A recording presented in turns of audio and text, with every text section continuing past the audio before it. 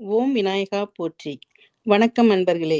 நாம இன்னைக்கு பார்க்க போறது லக்கணத்தில் சனி இருப்பதால் ஏற்படும் பலன்கள் பற்றி பார்க்கலாம். பொதுவாக லக்கணத்தில் சனி இருந்தால் கஷ்டப்படுவார்கள் என்று சொல்வார்கள். இது உண்மையா? வாங்க விரிவாக பார்க்கலாம். நம்ம கூட இணைஞ்சிருக்கிறவங்க டாக்டர் கலா. வணக்கம் கலா. ம். இன்னைக்கு நம்ம பார்க்க போறது லக்னத்துல சனி இருந்தா என்ன பலன்னு. முழு பலன் தெரிஞ்சுக்க சனியோட ராசி தெரியணும். எந்த நட்சத்திரம் அப்படின்னு தெரியணும். யாரோட பார்வை சனி மேல இருக்கு அப்படின்னு தெரியணும். சனி வேற ஏதாவது ஒரு கிரகம் கூட இணைஞ்சிருக்காரா இதெல்லாமே தெரியணும். ஸோ இப்போ நம்ம சொல்ல போறது வெறும் சனி லக்னத்துல இருக்கிற பலன் மட்டும்தான். ஸோ முழு பலன் இதை வச்சு எடுத்துக்காதீங்க. ஸோ இப்போ பொதுவா லக்னத்துல சனி இருக்கிறவங்கள பத்தி ஒரு பெரிய தவறான புரிதல் இருக்கு. இவங்க வந்து ரொம்ப டிசிப்ளின்டா கடினமா உழைப்பாங்க, எப்போதும் வேலை பார்த்துட்டே இருப்பாங்க, இவ்வளவுதான் அவங்க அப்படின்னு. ஆனா என்னோட அனுபவத்துல வந்து லக்ன சனி வந்து அதை விட ஆழமானது. சனி வேகமான கிரகம் கிடையாது. புதன் மாதிரியோ சுக்கிரன் மாதிரியோ குவிக்கா நகராது. அதனாலதான் வந்து சனி பகவான மந்த கிரகம் அப்படின்னு சொல்லுவாங்க. மந்தம்னா ஸ்லோ. சோ லக்னத்துல சனி இருக்கிறவங்க ஸ்லோவா தான் செயல்படுவாங்க. எடுத்தோம் கவுத்தோன்னு ஒரு விஷயத்துல வந்து குதிக்க மாட்டாங்க. முதல்ல உட்காந்து யோசிக்கலாம் வாங்க அப்படிம்பாங்க. சோ சில சமயம் ரொம்ப அதிகமா யோசிச்சிருவாங்க. ரொம்ப நேரம் உட்காந்து யோசிச்சிருவாங்க. சோ இவங்க வாழ்க்கையில சந்திக்கிற ரொம்ப பெரிய போராட்டம் வந்து என்னன்னு பாத்தீங்கன்னா, சுய ஆய்வு. ஒரு விஷயத்த பத்தி மத்தவங்கலாம் ஒரு 5 மினிட்ஸ் எடுத்துட்டாங்கன்னா, யோசிச்சுட்டாங்கன்னா, லக்னத்துல சனி இருக்கிறவங்க ஒரு 5 நாள் உட்காந்து யோசிப்பாங்க. ஸோ சனி வந்து ஒரு பரிசோதிக்கும் கிரகம். லக்னம் என்பது வந்து நான் அப்படின்ற உணர்வு. ஸோ லைஃப் ஃபுல்லா இவங்களுக்கு கேள்வி வந்து என்னன்னா, நான் சரியா பண்றேனா? நான் இது இப்படி பண்ணியிருக்கணுமா? நான் வொர்த்தா? இந்த மாரி கேள்விகள் வந்துட்டே இருக்கும். ஸோ லக்ன சனி இருந்தா ஆட்டோமேட்டிக்கா வேலை பண்ணுவாங்க. பயங்கரமா வேலையிலேயே மூழ்கி இருப்பாங்க. வொர்க்கஹாலிக்ஸா இருப்பாங்க. அப்படின்னு நம்மளால பொதுவா சொல்ல முடியாது. சில பேர் வந்து ரொம்ப அமைதியா இருப்பாங்க. சில பேர் ஒரு வேலைய தொடங்குறதுக்கு முன்னாடி 1008 கேள்வி கேட்பாங்க. ஸோ இதனால என்ன பலன்? அ இத ஏன் நான் பண்ணணும்? இந்த மாரி கொஸ்டின்ஸ்லாம் வரும். இதுக்கு நீங்க கன்வின்சிங்கா அவங்களுக்கு பதில் சொல்லலன்னா, அவங்க அந்த வேலைய எடுத்து பண்ணவே மாட்டாங்க. ஸோ இன்னொரு விஷயம் வந்து லக்னத்துல சனி இருந்தா, கூட்டத்தோட கோவிந்தா போடவே மாட்டாங்க. ஸோ எல்லாரும் ஒரு திசையில ஓடினா, இவங்க ஓடவே மாட்டாங்க. ஒரு இடத்துல நின்னுருவாங்க அப்படியே. ஸோ முதல்ல கவனிப்பாங்க, நின்னு கவனிப்பாங்க, பார்ப்பாங்க, அப்புறமா முடிவெடுப்பாங்க.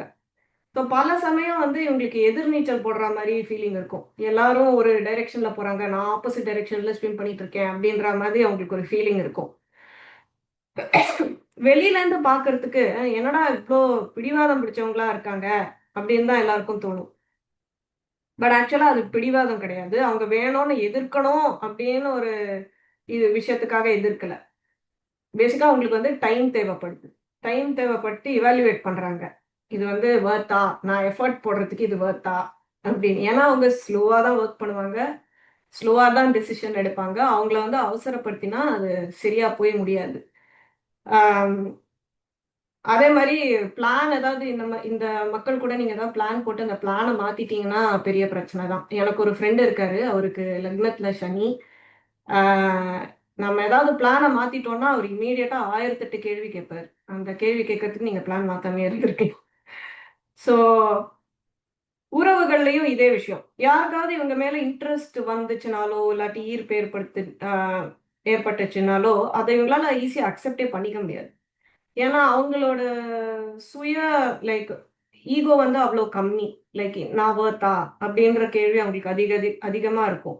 அண்ட் அவங்க உணர்வுகள ஈஸியா எக்ஸ்பிரஸ் பண்ணவும் அவங்களுக்கு தெரியாது. ஏன்னா, சனி வந்து ரொம்ப எக்ஸ்பிரசிவான கிரகம் கிடையாது. இதுவே சுக்கிரனா இருந்தா ரொம்ப ஈஸியா வந்து அவங்களால எக்ஸ்பிரஸ் பண்ண முடியும். ஆம், வெளியில பேச முடியும், ஷோ பண்ண முடியும், எல்லாம் பண்ண முடியும். பட் சனி வந்து அது வந்து ஒரு கோல்ட் பிளானட். ஸோ லக்ன சனியில வந்து கொஞ்சம் முரண்பாடுகள் இருக்கு. அவங்களுக்கு வந்து கட்டுப்பாடு ரொம்ப முக்கியம். ஆம், அதான் அவங்களோட நேச்சரே. பட் உள்ளுக்குள்ள நான் ஏன் மத்தவன மாரி ஜாலியா இருக்க முடியல என்னால?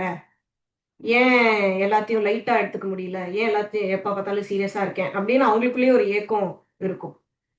அப்புறம் எல்லாத்தையும் நானே சமாளிக்கணும். யாரையும் நம்பி இருக்கக்கூடாது. எல்லாரும் ஏமாத்திருவாங்க. நான் நான் தனியா நிக்கணும். தனி ஆளா இருக்கணும். அப்படின்னு யோசிப்பாங்க. ஆனா, அதே சமயத்துல யாராவது நம்பிக்கையானவங்க கிடைச்சா நல்லா இருக்குமே! நம்ம கைய பிடிச்சு நடத்தினா நல்லா இருக்குமே! இப்படின்னும் யோசிப்பாங்க. ஸோ, இந்த ஆப்போசிட் தாட்ஸ், இந்த கான்ஃப்ளிக்டிங் தாட்ஸ் வந்து இவங்களுக்கு அதிகமா வரலாம். ஸோ, லக்ன சனியோட உண்மையான பாடம் கட்டுப்பாடு கிடையாது.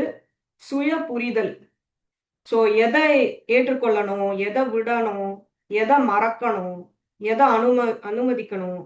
இந்த கேள்விகளுக்கு பதில் தேடுறது தான் லக்ன சனியோட பாடம்.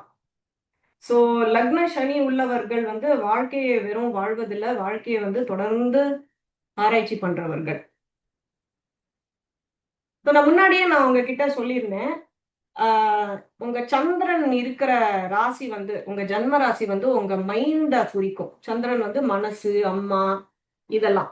ஸோ உங்களை நான் இமீடியட்டா நான் இப்ப பார்த்தேன்னா உங்க மைண்ட்ல நீங்க என்ன யோசிக்கிறீங்க அப்படின்னு எனக்கு தெரியாது.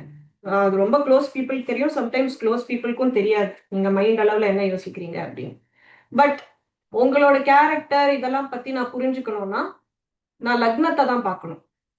ஏன்னா லக்னம் அப்படின்னா நீங்க யார் என்பதை காட்டும் இடம். உங்க உடல், உங்க குணம், உங்க வாழ்க்கையை அணுகுற முறை, ஒரு சிச்சுவேஷன் கொடுத்தா அந்த சிச்சுவேஷன் நீங்க எப்படி அப்ரோச் பண்றீங்க. இப்போ நீங்க வந்து ரொம்ப கலகலப்பா இருக்கீங்களா, இல்ல ரொம்ப ஷை டைப்பா, ரொம்ப சீரியஸ் டைப்பா, இது எல்லாமே வந்து லக்னத்தை பார்த்தாதான் எனக்கு தெரியும். சோ சனி பகவான் வந்து லக்னத்துல உட்காரும் போது அவரோட கேரக்டர் வந்து இங்க எடுத்துட்டு வந்துடுறாரு உங்களோட கேரக்டரா. தட் இஸ் ஒழுக்கம், ரொம்ப சீரியஸா இருக்கிறது, பொறுமை, டிசிப்ளின், இது எல்லாமே கொண்டு வர்றாரு. ஆம், இப்ப வந்து சனியோட பார்வையை பத்தி பார்க்கலாம். சனிக்கு வந்து 3 பார்வை இருக்கு. அவர் உட்கார்ந்த வீட்ல இருந்து 3ஆம் வீட பார்ப்பாரு, 7ஆம் வீட பார்ப்பாரு, 10ஆம் வீட பார்ப்பாரு. இந்த 7ஆம் வீட்டு பார்வை எல்லா கிரகத்துக்கும் இருக்கு. அதை தவிர அடிஷ்னலா சனிக்கு வந்து இன்னும் 2 பார்வை இருக்கு. சோ இப்போ 3ஆம் வீடு பார்த்தீங்க அப்படின்னா இந்த பார்வை வந்து தைரியம், முயற்சி, கம்யூனிகேஷன் இதெல்லாம் வந்து பாதிக்கும். ஸோ இவர் வெறும் வந்து பேச்சால இம்ப்ரெஸ் பண்ற பீப்புள் இவங்க கிடையாது. ஸோ ஒரு வார்த்தை பேசுறதுக்கு முன்னாடி 10 தடவை யோசிக்கிறவங்க அண்ட் பேச்சு ரொம்ப கம்மியா இருக்கும். தேவையான விஷயம் மட்டும்தான் பேசுவாங்க. ஆம், இந்த 3ஆம் வீடு வந்து சகோதரர்களை குறிக்கிறதுனால சகோதரர்களோட பொறுப்பு அவங்களுக்கு ரொம்ப ஜாஸ்தியா இருக்கலாம். ஃபார் எக்ஸாம்பிள் ஒரு அண்ணா, நிறைய தங்கச்சிங்க, அந்த மாதிரி பொறுப்பு. ஆம், அந்த மாதிரி இருக்கலாம்.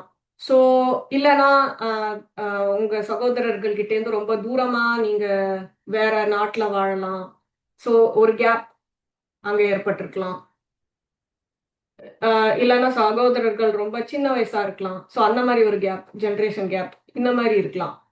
ஆம், அதுக்கப்புறம் 7ஆம் வீட்டை பார்க்கறாரு. இதுதான் வந்து ரொம்ப ஜாஸ்தியா டிஸ்கஸ் பண்ணியிருக்கிற பார்வை. 7ஆம் வீட்டை பார்க்கறாரே, திருமணம் வந்து தாமதமாகிடுமே அப்படிங்கிறது. ஆனா வந்து தாமதம் வந்து மறுப்பு கிடையாது. ஸோ சனி வந்து குவாலிட்டியில தான் ஃபோக்கஸ் பண்ணுவாரு. அவர் எவ்வளோ ஃபாஸ்ட்டா நடக்குது அப்படின்னு ஃபோக்கஸ் பண்ண மாட்டாரு. இன்னொரு விஷயம், நீங்க சனியோட ஒரு ஒரு கேரக்டர் என்ன? சீரியஸா இருக்கிறது, ஒரு விஷயத்த மெச்சூரா ஹேண்டில் பண்றது, அதோட ரெஸ்பான்சிபிலிட்டி என்னன்னு புரிஞ்சு நடந்துக்கிறது, இதெல்லாமே சனியோட குணம். ஸோ ரொம்ப சீக்கிரம் கல்யாணம் பண்ணா அந்த மெச்சூரிட்டி கிடைக்காது. அந்த ரிலேஷன்ஷிப் எவ்வளோ சீரியஸா எடுத்துக்கணும், அது எவ்வளோ பெரிய ரெஸ்பான்சிபிலிட்டி அப்படின்னு புரியாது. ஸோ அதனால இவங்க என்ன சொல்லுவாங்க, 30 வயசுக்கு மேல கல்யாணம் பண்ணுங்க. ஸோ தட் நீங்களாகட்டும் உங்க பார்ட்னர் ஆகட்டும் 2 பேருக்கும் வந்து இதோட ஆழம் என்ன, ஒரு ரிலேஷன்ஷிப்னா அதுல என்னெல்லாம் தேவை, உங்ககிட்ட இருந்து என்ன தேவை, உங்க பார்ட்னர் கிட்ட இருந்து என்ன தேவை அப்படிங்கிறது வந்து புரிஞ்சுக்கிறதுக்கு உங்களுக்கு நிறைய நிறைய பாடங்கள் உங்களுக்கு ஏற்கனவே கற்றுக் கொடுத்துருக்கோம். ஸோ அதனால அவங்க வந்து கொஞ்சம் டிலேடா பண்ணுங்க கல்யாணம் அப்படின்னு சொல்லுவாங்க.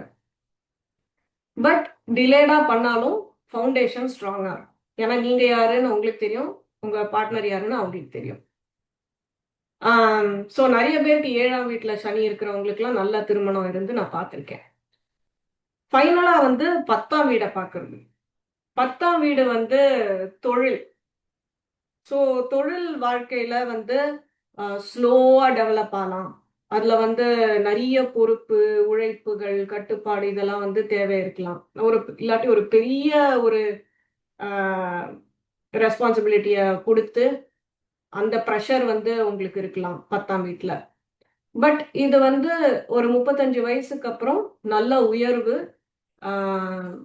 நல்ல டெவலப்மெண்ட் இவங்களுக்கு கிடைக்கும். இதுல ஒரு விஷயம் நான் சொல்ல மறந்துட்டேன். லக்னம் வந்து உங்களோட சுய அடையாளம், உங்களோட பிசிக்கல் அப்பியரன்ஸ். ஸோ இவங்க வந்து பார்க்கும்போது இந்த மக்கள் வந்து ரொம்ப கலகலப்பா அந்த மாதிரி இருக்காம ரொம்ப சீரியஸ் டைப்பா இருப்பாங்க. மூஞ்சி வந்து ரொம்ப மெச்சூர்டா இருக்கும். அவங்க வயசுக்கும் நீங்க பார்த்தா அவங்கள சொல்ற வயசுக்கும் நிறைய டிஃபரன்ஸ் இருக்கும். 20 வயசு தான் ஆகும், ஆனா 30 வயசு மாதிரி பேசுவாங்க. அப்புறம் சின்ன வயசுலயே நிறைய பொறுப்புகளை வந்து அவங்களுக்கு வந்திருக்கலாம். இல்ல அப்படி வரலன்னா கூட அந்த பொறுப்புகளோட ஆழத்தை வந்து அவங்க ரொம்ப சீக்கிரம் புரிஞ்சுக்கலாம். ஸோ இது ஒரு பாயிண்ட் நான் விட்டேன். ஸோ அதான். ஸோ லக்ன சனியோட வெற்றி வந்து லேட்டா வந்தாலும் அது வந்தப்புறம் அது நீண்ட காலம் நிலைக்கும். நன்றி.